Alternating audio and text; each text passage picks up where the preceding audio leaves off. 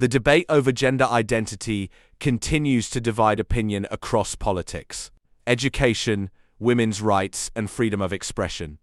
And today's discussion brings many of those issues into sharp focus. In this exchange, Piers Morgan is joined by a panel with very different perspectives as they debate what defines a woman, self-identification, transgender rights, women's spaces, and how politicians have responded to these increasingly controversial questions. As the conversation unfolds, pay close attention not only to the answers that are given, but also to the questions that seem hardest to answer. Are today's political leaders avoiding these debates because they're genuinely complicated, or because they're worried about the public reaction? And where should the balance be between respecting individual identity and protecting long-established rights and definitions? This discussion touches on some deeply personal issues, and people will undoubtedly reach different conclusions. Whatever your perspective, I'd love to hear it respectfully in the comments below.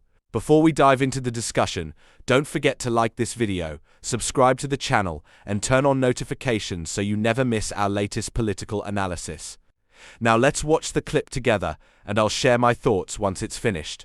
Two people in Britain today who've been at the forefront of not saying what a woman is. One is Nicola Sturgeon, the ex-First Minister of Scotland, who lost her job because of this ridiculous farce of a rapist self-identifying. She tweeted today, proud on International Women's Day to visit my old University of Glasgow, and banged on about women's rights. This is the woman who just literally lost her job for allowing a male rapist into a female prison. And Sir Keir Starmer, who's leader of the opposition, Labour Party here, was talking about protections for women in Parliament today, and yet he refuses to say what a woman is. Where are we with this? How has it come that leaders of parties in countries like the UK, and we see a lot of it in America as well, just won't say what a woman is?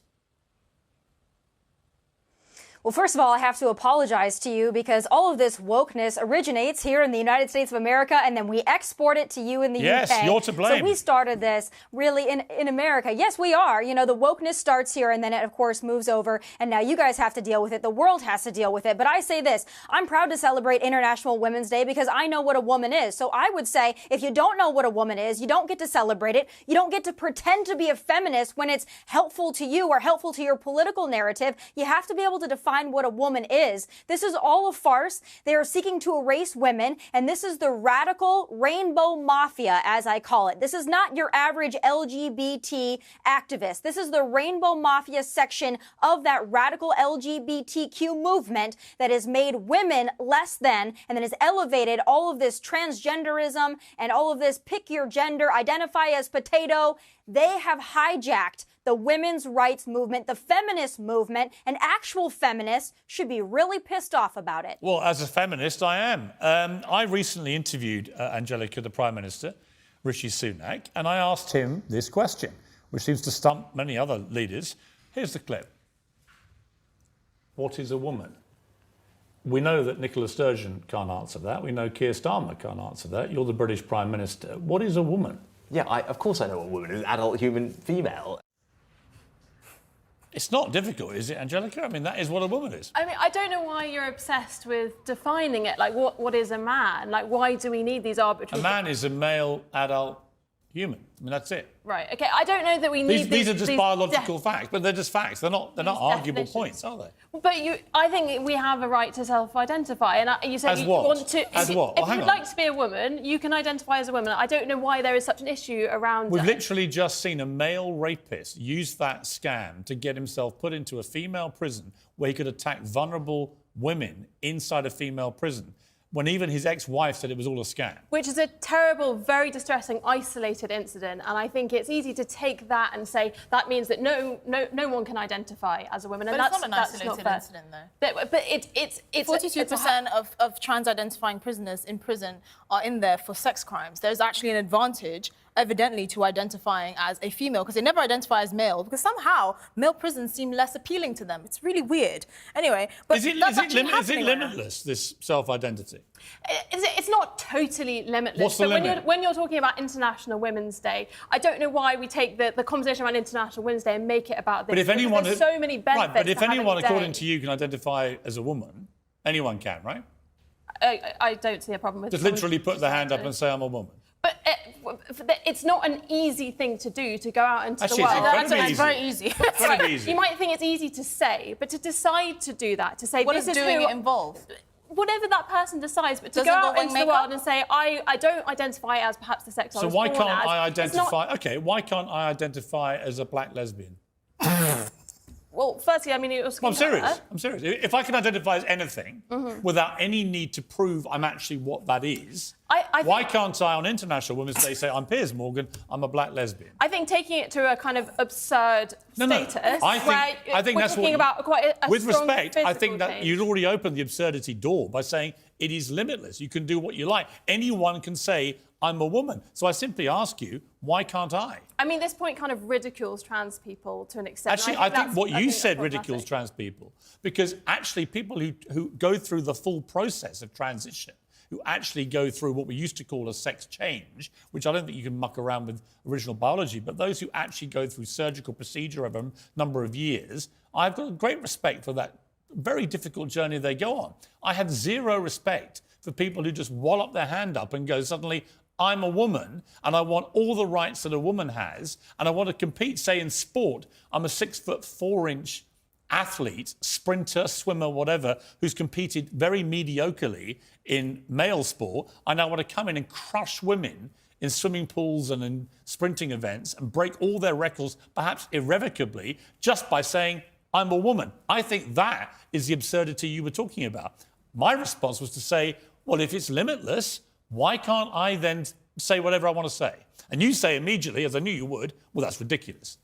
But my point is, you were being ridiculous. Well, that's your opinion. You can think I'm ridiculous, but I don't think you can say, well, it has to... I don't know why I am, but you're not. I don't think you have to say it's post-op is the only way that someone's allowed to identify Well, as trans. the original standard for us to the original decide. standard for being transgender was being diagnosed with gender dysphoria, which is a legitimate condition. And now it's being, however way you feel. So if you feel on Tuesday you're a woman and on Thursday you're a pizza, that's perfectly valid. But to you, that's ridiculous. And I want to know why that is ridiculous. We should be talking about actual women on International Women's Day. That's not crazy. I mean, I agree. I think, but your idea of an actual woman... The chromosomes, it's pretty It's an adult female. It's not The difficult. chromosomes are a pretty good indication. I don't think you have to be biologically female to identify Then as a you are woman. wrong, because then I can identify as a fox. Yeah. But again, it's You a kind can. of absurd point. How many? Like, Well, let me ask you this. lots Let me of ask you this, animals. Angelica. How many genders are there? 2. There are 2 genders. Oh. Wow. So you don't believe in transgenders at all? Well, I think there are... Well, hang on. Whoa. There are 2 genders. Well, it's taught in... Well, you say, well, you've literally just launched this huge defence of transgenderism. Now you've eradicated it. I think If there are 2 genders, you mean male and female, right? There's gender fluidity. I will... Fluid between what? Between what? Between different identities, and we can choose different You identities. see how difficult this is, though? But it is difficult, but I think making... But it's not there's- difficult until you make it difficult. You see, the BBC has done teaching videos to 11 and 12-year-olds where they say there are 100 genders. One of them was astrogender, which is an affinity with the stars and the galaxy. My response to that on the last show I did was to say, well, in that case, I identify as a two-spirit penguin.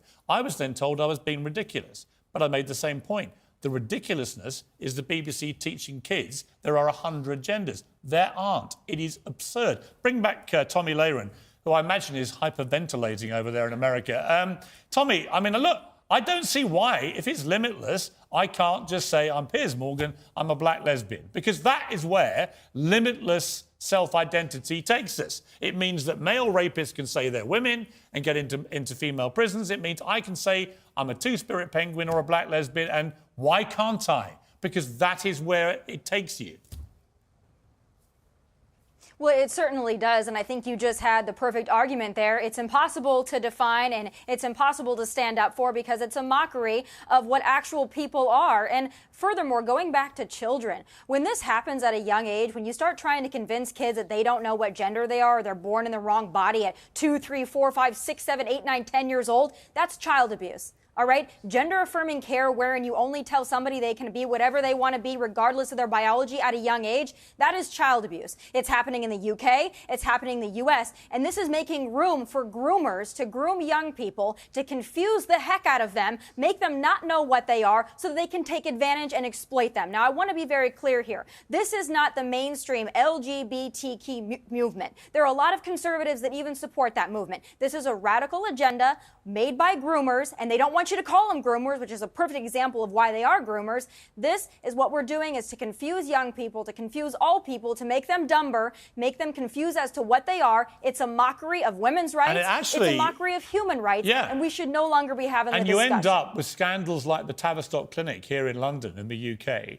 where they were basically mutilating children, young, kids, teenagers, mutilating their bodies irrevocably. And then it turned out, after it closed, after a scandalous report came out, that 97% of all the patients had other conditions, from autism to depression to other issues, which may have been affecting their ability to think straight about what they wanted to be.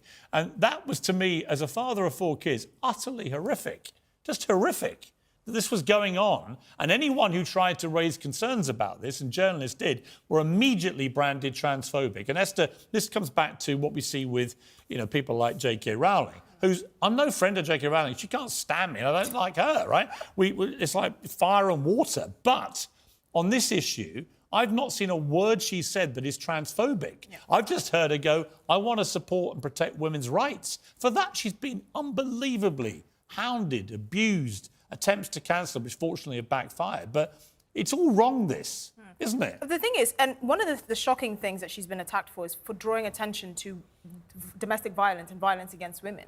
And that's actually the biggest point here. Other than the fact that, that male rapist was allowed to go into a female prison in Scotland, there's a genuine danger around allowing men into women's spaces, like women's shelters and things like that, and they can be there just by identifying as a woman and then identifying as a tree the next day. Right, so Angelica, do you understand that part of the argument? I understand that kind of the argument, but I mean, like Tommy said, I don't think this is confusing for children. I think it's giving you freedom of expression and freedom of choice. But how many girls did you know? Like my wife was a bit of a tomboy when she was young, right? How many kids do you know, young girls in particular, who are tomboys? But if the wrong person gets hold of them and persuades them, actually, what you should start doing is mutilating your body and have a full attempt to become a boy, that's not what most tomboys end up wanting. They end up actually going through puberty, getting older, and then that's it. They become women. Right? But if you get hold of these impressionable young minds too early, when they're just clowning around being tomboys, that's the danger to me. I don't think the messaging is as extreme as you think it is, and I think we Tavistock Clinic was pretty extreme. I think we whip ourselves into a frenzy thinking these things, and this language that you mentioned at the start of the show, I don't think you hear that language used that often in like everyday speech. Which language? And I think what you were saying. Oh no, these are on NHS websites. No, this is where you're wrong.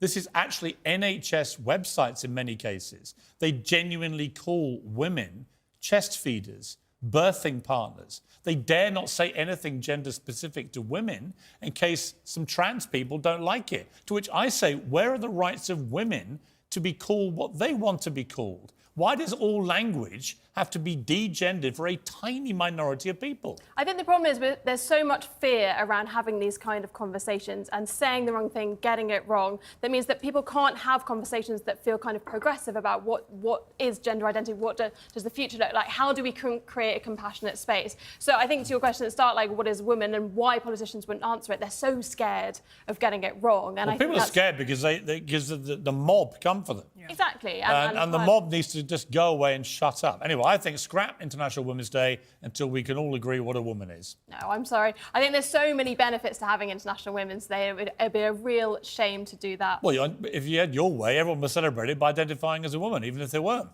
Well, being a woman. Happy International Women's Day. I am a woman.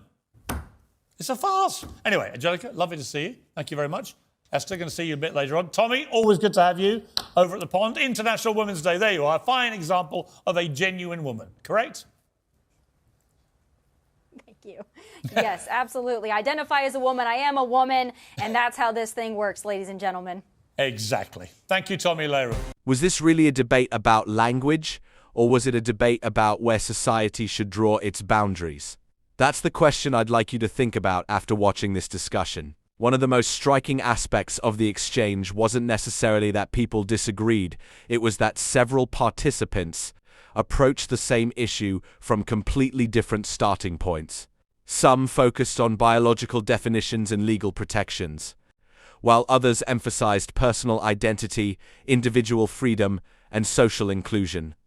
Because those starting points are so different, it's not surprising that they often arrived at very different conclusions.